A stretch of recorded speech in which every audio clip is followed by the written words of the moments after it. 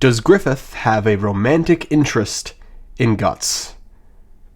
I believe the answer is yes.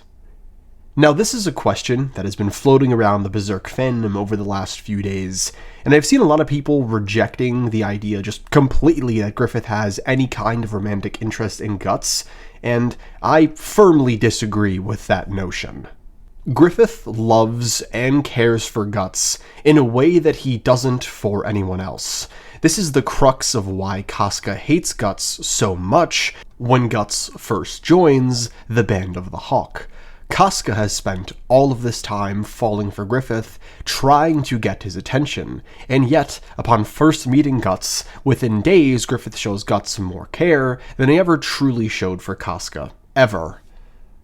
And when Griffith and Guts first meet, there is this toxic one-sided relationship that Griffith forms with Guts immediately. One of the most creepy scenes from the earlier parts of Golden Age is when Griffith grabs Guts' face and takes claim of him. Griffith, in this moment, is doing everything that he possibly can, even willing to put his own body and well-being on the line for the chance of controlling this man that he finds interesting in a way that he doesn't find anyone else around him interesting. Griffith also trusts Guts in a way that he doesn't trust anyone else, having Guts be his right-hand man, doing things that no one else would do, and just generally speaking, really relying on Guts to exist in this world.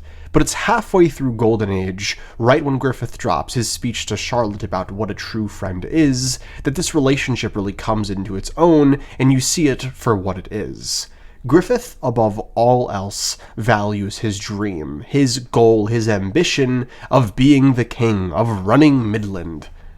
And in this moment, Griffith tells Charlotte that he doesn't really have any real friends. And while this is definitely a conversation that we can debate and talk about, I personally think that Griffith is blowing smoke up her ass and talking out of his own. I think deep down Griffith does value Guts as more than just a comrade, as a real friend, and possibly in this moment, as something more. He's just denying that part of himself and lying to himself and to Charlotte, that way he sounds better.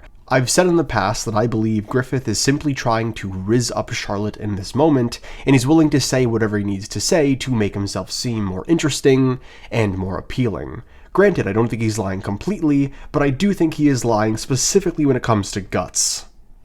Now, the first moment that I believe Kentaro Miura is trying to make it very apparent that Griffith has a weird, toxic, sexual relationship or bond with Guts is actually right after Griffith loses to Guts and Guts walks away from him. After Griffith loses to Guts, his first order of business is to go and sleep with Charlotte. And while he is sleeping with her, he's not thinking about her or living in the moment, he is thinking about Guts. That seems very odd, right? If Griffith doesn't have any sort of interest in Guts beyond them just being friends, why would he be thinking about him when he's having sex with Charlotte? Me personally, when I'm having sex, the only thing that I am thinking about is the person that I love, the person that I care about, and the person that I am doing the deed with. I've never had a moment where I'm having sex with my lovely partner, and I'm thinking about someone else. And the fact that Griffith is thinking this in the moment tells me that there is something really strange going on regarding his mental state and emotions related to Guts. This scene is then made more interesting because after Griffith and Charlotte are done, Griffith holds himself in a ball. It's almost like he's trying to self-soothe and feels very alone and very scared, even though he's right next to someone. And I believe that the reason he is doing this and feels so alone is because the person he really does love and care for, the person he really wants to be with, is actually Guts. And the fact that he has lost that control over Guts, that he no longer has him around, he feels more isolated than ever, even though he is physically closer to someone right next to him than he ever really has been before. And this point is only furthered when we flash forward a year to when Griffith has been tortured. After Griffith's torture, we see his mental state in the cell, and he is fractured beyond belief. He doesn't have a sense of what is real, he doesn't really have a good sense of self, and the man that was Griffith has been fundamentally broken by this torture, except for the fact that he is holding on to the thought of Guts.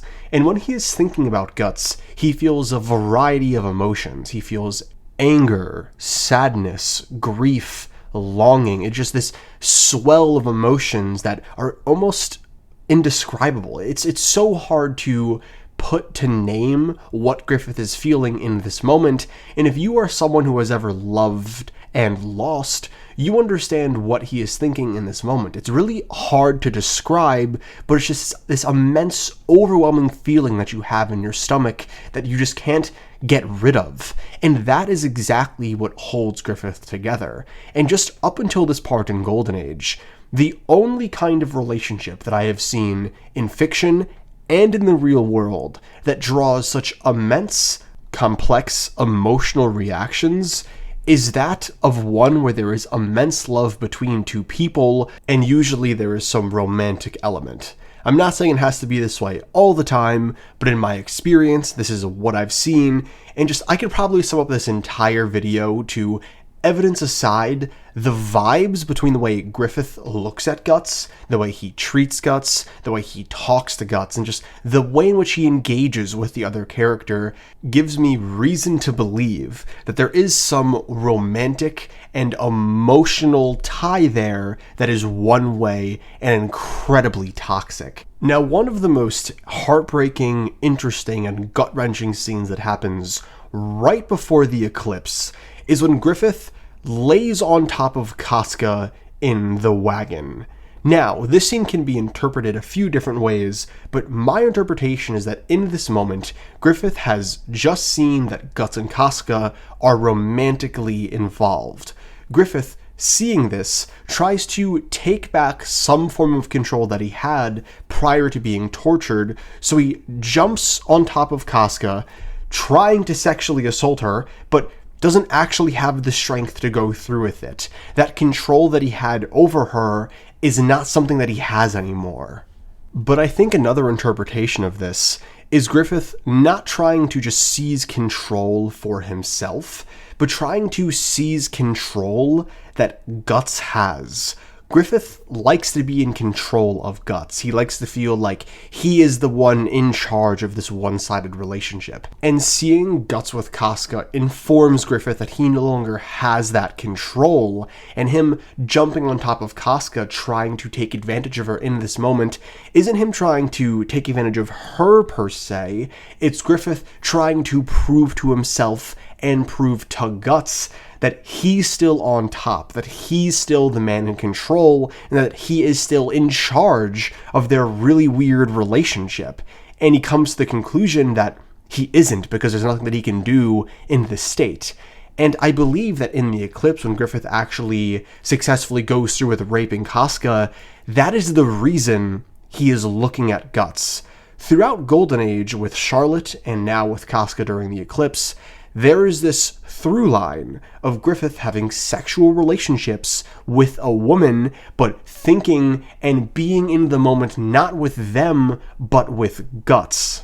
It is so disgusting, so disturbing, nasty, and vile, but when Griffith is raping Casca, I feel very much a part of him is doing this to assault Guts, both physically, mentally, and emotionally. It's really hard to explain, but I hope I'm getting my point across properly.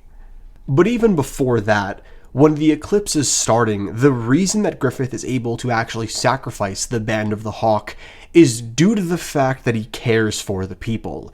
And this actually further proves my point from earlier that Griffith did care about the Band of the Hawk, and he kind of just was blowing smoke up Charlotte's ass to sound cooler. If he didn't care about the Band of the Hawk, if he didn't care about his men, care about people that might not be his best friends, but at least people he's connected with, he wouldn't actually be able to sacrifice them, because you can only sacrifice people with the Baelitz if you care about them very deeply, which is something that Griffith does do.